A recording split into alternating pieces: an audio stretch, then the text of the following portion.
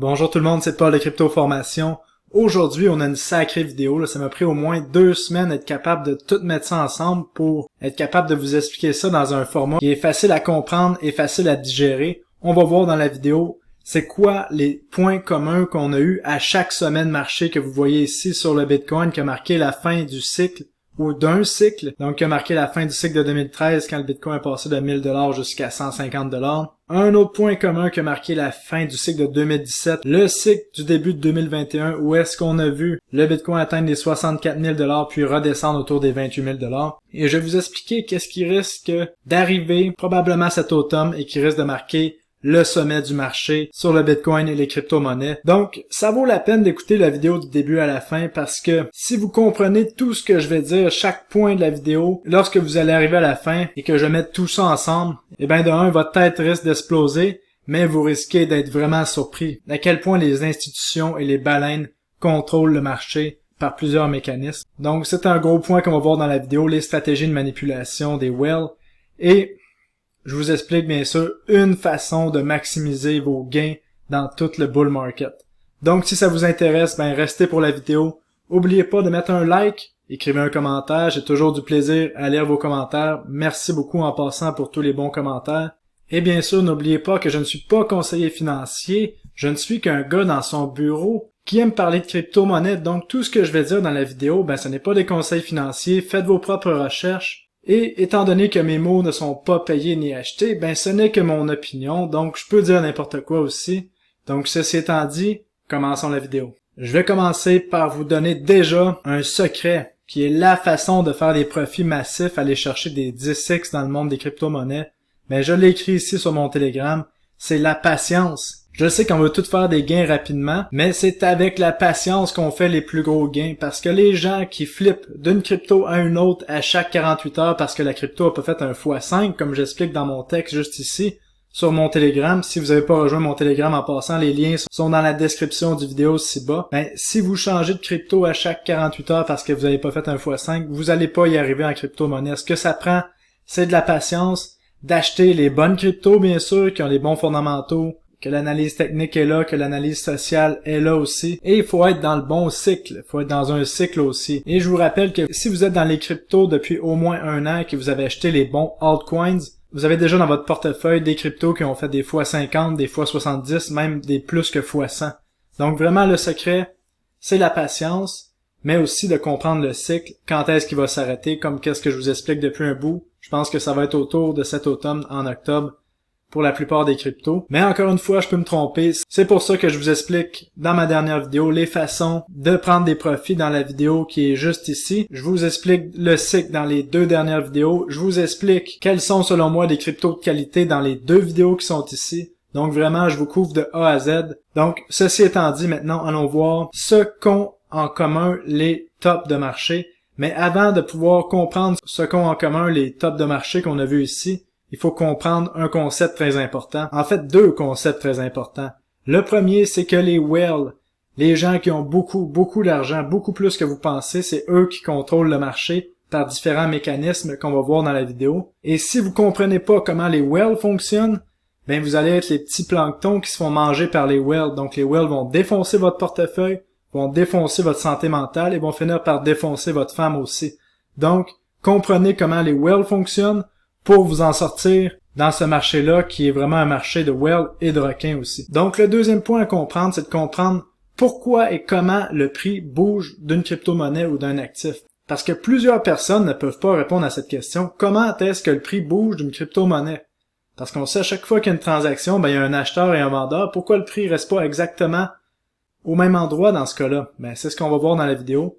Et on va pouvoir un concept très important qui est le concept de la liquidité, qui fait qu'il y a des baleines de plus en plus grosses qui peuvent entrer en jeu, parce que plus le marché est liquide, plus les baleines peuvent prendre des grosses positions sur les actifs et les crypto-monnaies. Donc commençons par le concept de la liquidité. La liquidité des marchés, c'est à quel point un actif comme le Bitcoin peut s'échanger facilement sur des exchanges. Donc lorsqu'on dit qu'un marché est liquide, c'est par exemple un Bitcoin en ce moment qui est à 48 500 $. Ben si je veux le vendre aujourd'hui sur un exchange, ben je vais avoir un exchange qui va me donner le prix et la différence, comme que vous voyez ici sur Binance, entre les vendeurs qui sont en rouge ici et les acheteurs, ben, ça va être de moins de 1$, même souvent moins de 1 sou tellement la liquidité est bonne sur les exchanges. Donc un exchange qui est liquide est un exchange efficace. Donc lorsqu'on achète et on vend, on a le vrai prix. Et là c'est facile pour nous de vendre lorsqu'on a un bitcoin, une fraction de bitcoin, une dizaine de bitcoin.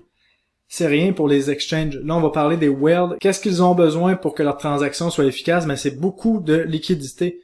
Et comment vous pouvez voir la liquidité des actifs sur les sites web comme CoinMarketCap ou CoinGecko? Ben, vous cliquez ici sur l'onglet Market et là, vous allez voir les marchés les plus liquides. Généralement, les marchés sont classés en ordre de volume ici. Et là, qu'est-ce qui est vraiment intéressant, c'est les deux colonnes ici.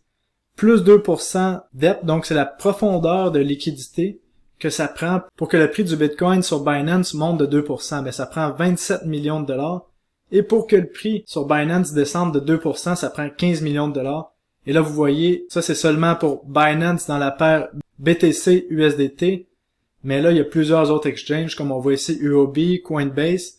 Donc, pour faire bouger le prix du Bitcoin de plus que 2%, ben là, il faut additionner tous les montants que vous voyez ici sur les paires Bitcoin, dollar US. Donc là, on voit des paires qui n'ont pas rapport, là, comme Ethereum Bitcoin ou ici ADA Bitcoin.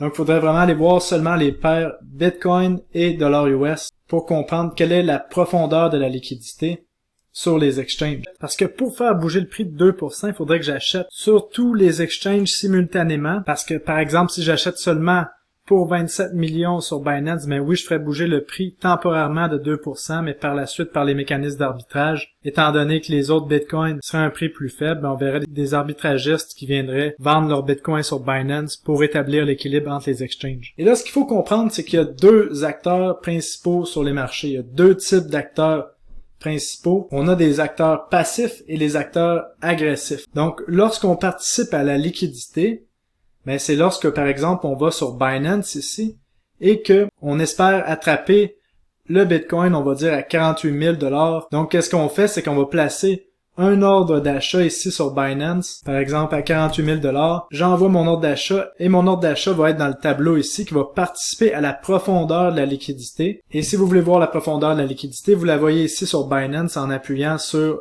Depth, donc profondeur. Donc, ça, c'est les acteurs passifs. Donc, je mets un ordre d'achat, j'espère me faire acheter. Mais les acteurs agressifs, c'est ceux qui vont acheter en appuyant ici sur Market. Donc, ils sont prêts à acheter un Bitcoin ou une crypto-monnaie à n'importe quel prix, maintenant, à l'instant T. Donc, c'est eux qui font en sorte que le prix du Bitcoin soit monte s'ils font un ordre d'achat, et c'est les acteurs agressifs qui font que le prix baisse en appuyant sur, encore une fois, Market, et qui vendent des Bitcoins, peu importe le prix, sont prêts à acheter au prix des acteurs passifs. Donc, sans acteurs agressifs qui font des ordres d'achat Market, on n'aurait aucune fluctuation de prix parce qu'on aurait seulement des acteurs passifs qui ne font que participer à la liquidité globale. Donc maintenant qu'on a compris le concept de la liquidité, là c'est sûr, j'ai seulement survolé le concept pour vous l'expliquer le plus facilement possible. On va aller voir le rapport de Coinbase, qui font des rapports très intéressants en passant là, à chaque trimestre, qui nous explique ici que la liquidité du marché sur le Bitcoin est encore faible versus les autres marchés. Parce qu'en ce moment, ce qu'ils citent dans leur article ici, c'est que Bank of America dit que si on achète au marché, donc on est un acteur agressif, pour 93 millions de dollars américains du Bitcoin, ben on va faire bouger le prix du marché de 100 points de base, donc de 1%. Donc ça prend 93 millions pour faire bouger le prix du Bitcoin de 1%, ce qui est pas beaucoup par rapport à d'autres marchés. Et si on regarde le marché de l'Ethereum, on voit que la liquidité est encore moins profonde. Si une grosse baleine achète pour 46 millions de dollars de Ethereum au prix du marché, elle va faire bouger le prix de plus de 1,6%. Ceci offre la possibilité de manipulation extrême pour les institutions et les grosses baleines, et je vais vous expliquer exactement comment qu'ils peuvent faire ça avec les dérivés, donc les contrats futurs et les options. Mais en plus, il y a un autre point qui fait en sorte que les whales peuvent manipuler le marché, c'est avec le order flow. Donc, je vais vous expliquer les futurs et les options dans à peu près 2 minutes, mais d'abord, je dois vous expliquer le Payment to Order Flow. Le Payment for Order Flow, qu'est-ce que c'est? Ben, ça le dit, là, si vous comprenez l'anglais. C'est que les plateformes d'exchange font des revenus en vendant le order flow. Donc, les exchanges vendent à d'autres entités le order flow, donc ils vendent les ordres qui ont été pris. Ça comprend à quel moment les ordres ont été pris, quelle grosseur sont les ordres, où sont placés les stop-loss, à quel point les gens sont en levier. Et donc, vous comprenez qu'une autre façon de manipuler le marché, mais c'est grâce à ça. On va attaquer les stop-loss, on va attaquer les gens en levier, et c'est ça qui cause des cascades de liquidation. Donc, je vous fais une parenthèse très rapide pour vous expliquer ce que c'est un levier. Sur le Bitcoin, par exemple, si je m'en vais sur Binance ici, que je m'en vais dans une marge isolée x10, par exemple, avec 1000 $, je peux contrôler 10 000 $, ce qui fait en sorte que si le Bitcoin va vers le haut, ben, je fais des profits avec un levier de x10. Par contre, si le prix du Bitcoin descend de 10%, ben, je me fais liquider 100% de ma position. Donc, je perds mon 1000 $. Mais c'est pas tout. C'est que, en plus, ça vient vendre ma position qui valait 10 000 $ au prix du marché. Donc, ça rajoute au vendeur et c'est ça qui cause des cascades de liquidation parce que ma position qui se fait liquider devient une vente agressive. Donc, vous comprenez que il y a des entités qui payent pour avoir exactement à quel prix on a acheté nos positions de levier et du coup, ils savent exactement quels sont nos prix de liquidation avec le Payment for Order Flow. Et c'est ça qui fait qu'on voit des cascades de liquidation monstrueuses comme on a vu ici, là. Particulièrement le 19 mai, là, comme vous avez vu, le Bitcoin a passé là, de 45 000 jusqu'à 29 000 $ en une journée, qu'est-ce qui est une journée sanglante et extrême. Donc c'est pour ça qu'il faut faire très attention avec les leviers, surtout si vous n'avez pas d'expérience et vous comprenez pas comment mettre un stop limit pour limiter les dégâts. Et le Payment for Order Flow, je vous rappelle que c'est 80% des revenus de l'application Robinhood qui offre du trading sans commission, donc gratuit.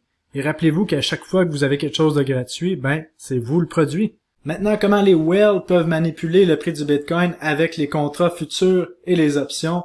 Mais qu'est-ce qu'il faut comprendre? C'est que le prix du Bitcoin, le prix réel est un marché et le prix des futurs et des options est un autre marché.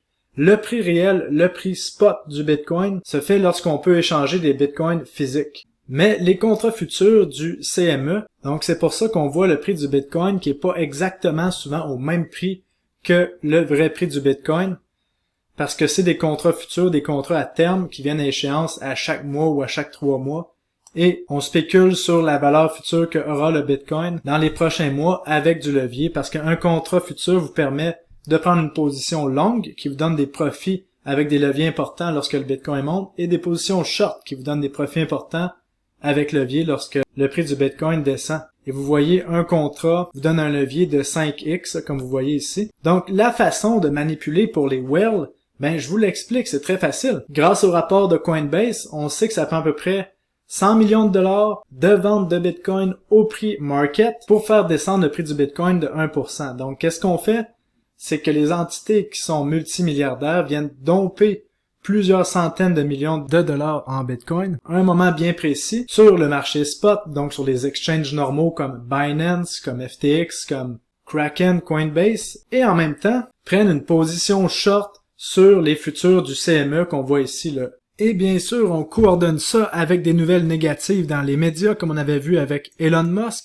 Et en plus, étant donné qu'on a accès au order flow, ben on vise, en faisant du bottom fishing, des prix de liquidation qui vont causer une cascade de liquidation qui va accélérer la baisse du Bitcoin et du coup augmenter nos profits sur les futurs. Donc, c'est pour ça qu'on voit régulièrement des aberrations sur le court terme dans le prix du Bitcoin. C'est parce que les baleines peuvent spéculer sur deux marchés différents, ils peuvent contrôler le prix de façon temporaire en faisant des ordres marché. Et vous pouvez voir les aberrations lorsque vous regardez une charte du Bitcoin sur le format 1 heure par exemple ici. Vous voyez le Bitcoin semble repartir. On vient redescendre, mais on vient juste en bas du bas précédent ici, avec un wick, pour être sûr de bien liquider toutes les personnes qui avaient mis leur stop loss en dessous du bas précédent, et ensuite on repart à la hausse. C'est pour ça qu'il faut mettre des stop limits un petit peu plus lousses en crypto-monnaie, parce qu'on sait qu'il y a beaucoup de manipulations sur les exchanges. Et pour les options, ben là on sait qu'il y en a sur le CME, par contre il n'y a pas beaucoup de volume. Il y a beaucoup plus de volume sur l'exchange qu'on voit ici, Deribit, pour les options, et on sait qu'à chaque fois qu'on arrive proche d'une expiration à la fin de chaque mois, le prix fait des drôles de choses sur le Bitcoin et tous les crypto-monnaies. Là, comme la prochaine expiration, on va être le 24 septembre 2021, et je vous montre un petit peu qu'est-ce qu'on a vu avec les expirations lors de la montée du Bitcoin au début 2021. Là, tous les cercles bleus, ben c'est les expirations des options, et comme on voyait la semaine avant les options, le Bitcoin avait tendance à descendre très fortement. Et en réalité, la façon de manipuler le prix du Bitcoin avec les options, ben, c'est qu'on veut pas que le Bitcoin dépasse notre strike price. Et ça, c'est comme vous voyez ici, là, quand vous prenez un contrat d'option, avec un contrat, vous contrôlez 100 Bitcoin et vous choisissez un strike price qui est au milieu. Là, je vais pas faire un cours d'option parce que c'est vraiment compliqué pour un débutant.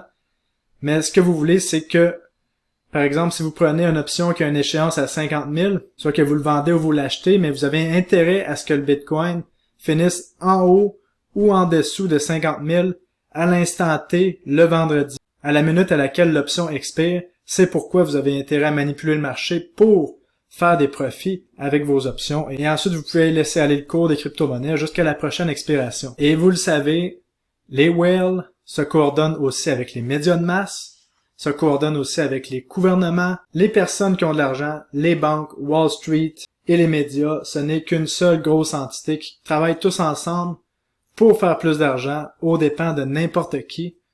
Donc, soyez conscients de ça. C'est pour ça qu'il faut comprendre comment fonctionnent les whales. C'est vraiment important pour profiter du marché. Bon, restez avec moi. Il reste une dernière explication. Je vais vous expliquer qu'est-ce qui risque d'arriver juste ici, qui va marquer le sommet du marché du Bitcoin. Et ensuite, je vais vous montrer les liens exactement entre chaque sommet et qu'est-ce qui s'est passé pour que le Bitcoin crache fortement. Donc, qu'est-ce que tout le monde attend sur le marché du Bitcoin? C'est un ETF, un Exchange Traded Fund. Ça, un Exchange Traded Fund, c'est pas mal tout ce que vous achetez avec vos comptes, soit vos comptes enregistrés là, pour des REER, pour vos retraites, vos CELI. Tous les comptes qui ont des avantages fiscaux permettent d'acheter des ETF. Un ETF, qu'est-ce que ça fait? Ben, ça suit le prix, soit de commodités, d'actions, d'index, et ça permet aux petits investisseurs de pouvoir investir via leur compte de courtage. Et là, qu'est-ce que tout le monde attend? Ben, c'est un ETF américain de Bitcoin. Et ça, on attend ça depuis plusieurs années, là, depuis 2016-2017 que ça se parle, et ça a toujours été refusé par la SEC. Mais là, on a une nouvelle créature ici, Gary Schlenser, qui est le nouveau chef de la SEC, qui a laissé entendre qu'un ETF sur le Bitcoin pourrait arriver possiblement assez rapidement. Je vous rappelle que cette entité était un ancien professeur au MIT qui enseignait les technologies de la blockchain. Donc il comprend amplement comment ça fonctionne, il comprend le marché en plus, et là vous allez voir qu'est-ce qu'il est en train de faire. Donc je vous rappelle qu'un ETF Bitcoin, un vrai ETF Bitcoin, qui serait extraordinaire, serait un ETF Bitcoin qui serait backé par des Bitcoins physiques. Donc, à chaque fois que quelqu'un achète sur le marché des Bitcoins à travers l'ETF, la compagnie qui gère l'ETF serait obligée d'acheter des Bitcoins réels. Ça ferait une pression énorme à la hausse sur le prix du Bitcoin. Et ce serait un cataclysme extraordinaire pour une explosion à la hausse du prix du Bitcoin. Mais malheureusement, non. Notre beau Gary Schlenser a rapport à tout ça. Je vous explique pourquoi. Il nous disait que d'avoir un ETF backé par des bitcoins physiques serait extraordinaire. Le 11 mai, il parlait même que un ETF Bitcoin backé par les contrats futurs serait un outil de manipulation extraordinaire. Mais là, le 3 août 2021, Gary Gensler dit que finalement, c'est pas bon un ETF backé par des bitcoins physiques, ça prend un ETF backé par les contrats futurs. Donc, il est revenu sur ses mots et ça fait en sorte qu'on va avoir le droit à beaucoup de manipulation quand ça va venir, et je pense que l'ETF Bitcoin s'en vient pour cet automne, parce que si on regarde ça, on a plus de 13 applications pour l'ETF Bitcoin, on a des gros joueurs comme Vanek, des énormes joueurs même comme Vanek, Valkyrie Investment, on a Skybridge qu'on voit ici, Fidelity, un fonds qui contrôle des trillions de dollars, on a Galaxy Digital, Ark Invest, que vous connaissez, et même Grayscale qui est appliqué pour l'ETF, backé par les contrats futurs. Donc, cet avenir est vraiment, c'est ça que je pense qui va marquer le sommet de notre bull run. Mais avant ça, j'aimerais vous expliquer comment un ETF backé par les contrats futurs est beaucoup moins efficace et pourquoi autant de compagnies sont en train de foncer pour pouvoir être la compagnie qui va pouvoir émettre l'ETF américain sur le Bitcoin. Ben, c'est parce que ça va être la première et qui va avoir des frais de gestion incroyables. Surtout, étant donné que l'ETF va être backé par des futurs, il y a encore plus de frais de gestion. C'est beaucoup moins efficace qu'un ETF backé par des bitcoins physiques. Et en plus de ça, c'est vraiment étrange de vouloir un ETF backé par des contrats futurs. Parce que là, il va falloir que le fonds qui gère l'ETF achète des contrats futurs sur le Bitcoin sur le marché, et ça va faire en sorte que ça va faire monter le prix des contrats futurs, à la place de faire monter le prix du réel Bitcoin, qui est l'actif qu'on voudrait qu'il y ait de la pression acheteur. Parce qu'on sait que les futurs peuvent se trader soit ce qu'on appelle en contango ou en backwardation. Quand on est en contango, c'est que le contrat futur, par exemple, qui expire dans 3 mois, se trade plus haut que le réel prix de l'actif. Et là, en ce moment, si on regarde les contrats futurs, ben on voit que le prix du Bitcoin est en contango parce qu'il se trade en ce moment à 48 630, alors que le vrai prix est autour de 48 500 $ si on regarde sur deux exchanges ici. Et ça, le fait qu'un ETF va être backé sur les contrats futurs, ben ça va faire en sorte qu'il va avoir de la place à plusieurs types de manipulations comme le front-running, parce que les institutions vont savoir que le fonds qui gère l'ETF doit rouler pour le contrat futur du trimestre suivant. Ça va faire en sorte que les institutions vont acheter avant que l'ETF puisse rouler ses contrats et on va avoir beaucoup de fluctuations de prix dans les contrats futurs en plus. Donc complètement ridicule ce qui se passe en ce moment au niveau des réglementations et ça va faire place à beaucoup de manipulations. Donc je vous épargne le reste des détails, mais maintenant on va aller voir les points communs avec chacune des grosses corrections qu'on a eues dans l'histoire du Bitcoin. Et là, maintenant que vous avez compris tout ça, vous allez comprendre pourquoi je vous dis que on s'en va vers un pump and dump massif. Aussitôt que l'ETF sur les Bitcoins américains va sortir, le prix du Bitcoin devrait se mettre à domper. Donc, le point commun entre chacun des points bleus ici, c'est que les baleines ont trouvé le moyen d'avoir assez de liquidité pour absorber les ventes massives qu'ils ont fait. Plus il y a de liquidité, plus il y a de gens excités pour acheter les Bitcoins, lorsque les whales vendent ils ont des meilleurs prix pour chaque Bitcoin qu'ils vendent. Et c'est ça leur but. Donc commençons avec l'exemple le plus récent, le 14 avril, qui est juste le sommet qu'on voit ici. Ben on a vu les médias qui poussaient le Bitcoin, qui disaient que le Bitcoin a atteint des chiffres comme 200 000, 400 000, 1 million de dollars. Et le 14 avril, qui était la journée du sommet sur le Bitcoin, ben on a eu l'IPO de Coinbase. Donc la sortie public de l'exchange Coinbase sur le Nasdaq, qui fait en sorte qu'on a créé beaucoup d'excitation. Donc dans les médias, on nous faisait croire que c'était le début de quelque chose de grand, que enfin le Bitcoin était légitimé.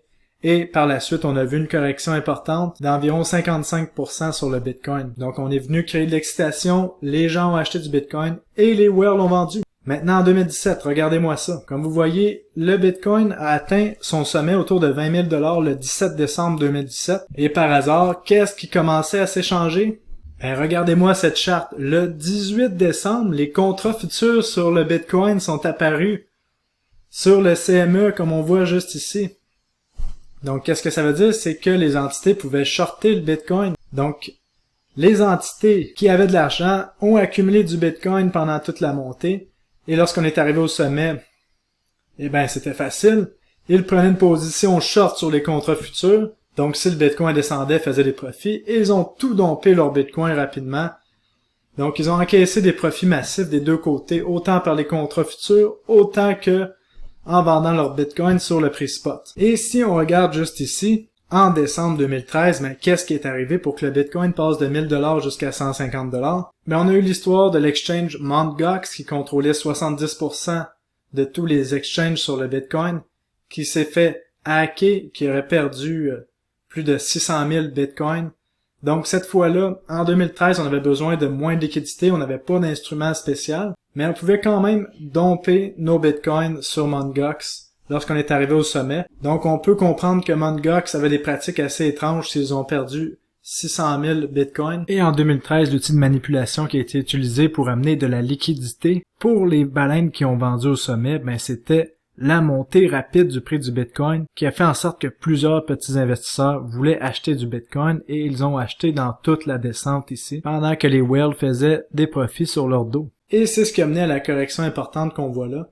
Et qu'est-ce qui va amener notre prochaine montée, notre prochaine correction importante? Ben, vous l'avez compris, selon moi, c'est quand l'ETF Bitcoin va sortir backé par les contrats futurs. Mais là, ce qui va arriver, c'est que tout le monde va pouvoir acheter cet ETF Bitcoin avec leur fonds de retraite, avec leur compte enregistré, avec leur compte de courtage. Ça va créer beaucoup de pression acheteurs sur les contrats futurs. Donc, les grosses entités vont pouvoir prendre des positions short sur les contrats futurs sans trop faire baisser le prix des contrats futurs, donc sans trop amener les contrats futurs en contango, et en même temps domper leurs bitcoins sur le prix spot. Donc avec l'ETF Bitcoin, on va avoir droit à la version 2.0 de ce qui s'est passé en 2017.